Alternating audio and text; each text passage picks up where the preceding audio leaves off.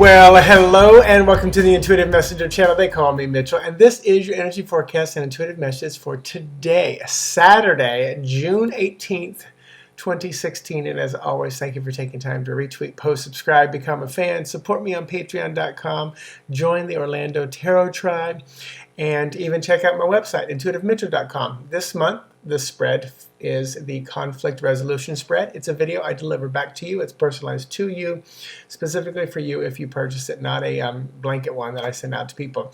And there's a discount, 20% off. Just put in June 2016 for the conflict resolution, and you get that 20% off. So today's message, I've said something similar before, but I want to say it again because I was watching Jeffrey Marsh's video, and he was talking about love versus hate, and how, Jeffrey is someone who wears makeup, he dresses up, he wigs, shoes, heels, all kinds of stuff, and that's Jeffrey's thing. That's what Jeffrey does. And he was talking about coming home one night from a place where he was singing or lip syncing karaoke or something, and people started, screaming and yelling at Jeffrey, calling him fag and all this stuff, and he felt, horrible, terrible at that moment in his life, and Jeffrey said he had a realization that is their stuff.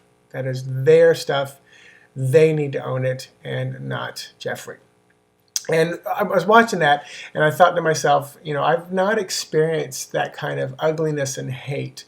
Probably my biggest tormentor that I could point to outside would probably be my older brother. And just, no hard feelings, nothing now, but, he grew up thinking he was trying to help, and, he was kind of verbally abusive, calling me names and things like that. And it made me who I am today. So there's, like I said, no hard feelings, but, after years of working through it and counseling, but I said externally. But the biggest hater of my entire life has been myself. And I can look back and see how I looked in the mirror. I put on pants. I, touched my skin. I fantasized about someone who was not the opposite sex. Whatever it was, coming out of the, being gay and closeted, being overweight, even when my hair started turning gray, I was one of the biggest, it's a mild one, but I was one of the biggest haters throughout my life. And the personal abuse from myself was probably the most, volatile all my life. And I've said it before, quoting RuPaul, if you don't love yourself, how can you expect anybody else to love you? And I've said many times on the radio show, I said, if you can't look in the mirror and say, man, I love you, I would throw you down on the bed right now and rip your clothes off and, have sex with you. Basically what I'm saying is, start with the self-love. With all that's going on right now in the world, especially here in Central Florida, I'm sure, I can't say for 100%, but I'm pretty sure that, if anybody who's committed a volatile crime had a little more self-love, or they dealt with the self-hatred that was in their life and brought about more of that personal love and acceptance of themselves, there'd probably be almost none of this violence and stuff going on, or external hate. Because people tend to turn it inward and becomes depression, or they turn that self-hatred outward and it becomes, violence and anger towards others. So the long version, or the short version of my long message today is love yourself, find a way, stop your own personal abuse and hate and emotional violence and anger towards yourself. And that alone will help raise the vibration of the entire planet. So I look at anybody who's ever been mean, nasty, ugly, violent, whatever, recent times or way back in history, and I look at them and I think, man, one of my first responses is, man, how horrible must the pain and self-hatred be that they're going through. I mean, I think of this guy, Omar Mateen. He must have struggled so horribly with himself inside, and the pain and the anguish and the hate to be able to do what he did. I think of Hitler the same way. I think of anybody else, that has committed any kind of an awful crime. Parents abusing their children, whatever. There's probably so much inner turmoil. and it just comes out that way. So find a way to love yourself and raise the vibration of the world. Love yourself more each day, and then understand how other people are still hating themselves, and it comes out that way. So, long version. Cards, numbers for today. So let's look at this. So today, all the numbers add up to 6, which is about balance and nurturing. It's a family focus. It's a really cool number. It's domestic and work. It's a nurturing number.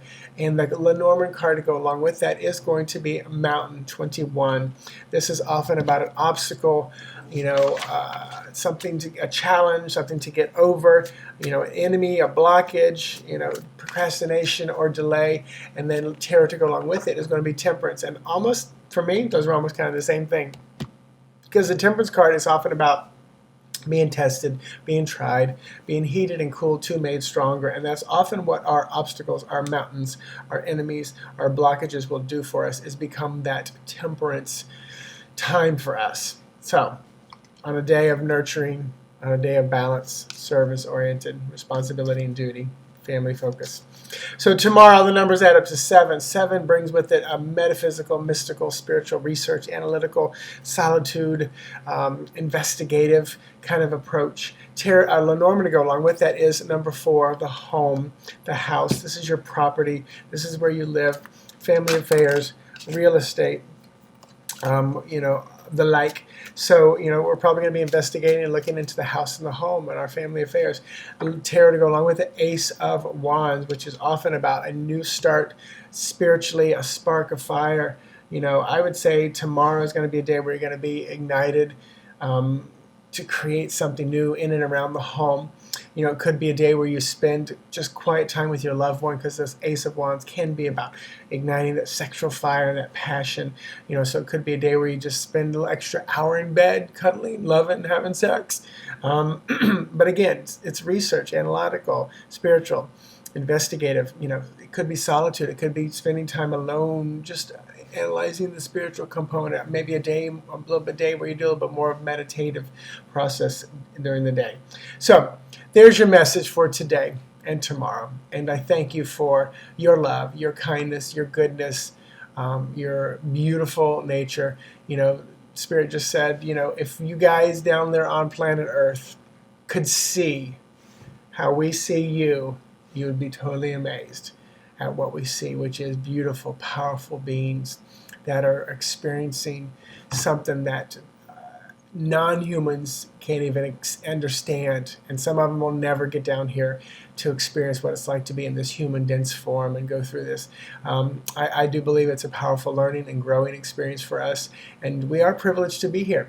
We are privileged to experience this and bring all this experience back to source energy. And that kind of sums up my philosophy in life and almost spiritual belief. We're here to experience all that we can in every way, every lifetime, every parallel life, every multiple dimension there is, and bring it all back to source to continue to build that. So I say to you, namaste, which basically means the good, powerful, wonderful, awesome sexiness in me recognizes the good, powerful, awesome, wonderful sexiness in you. Namaste. Bye-bye.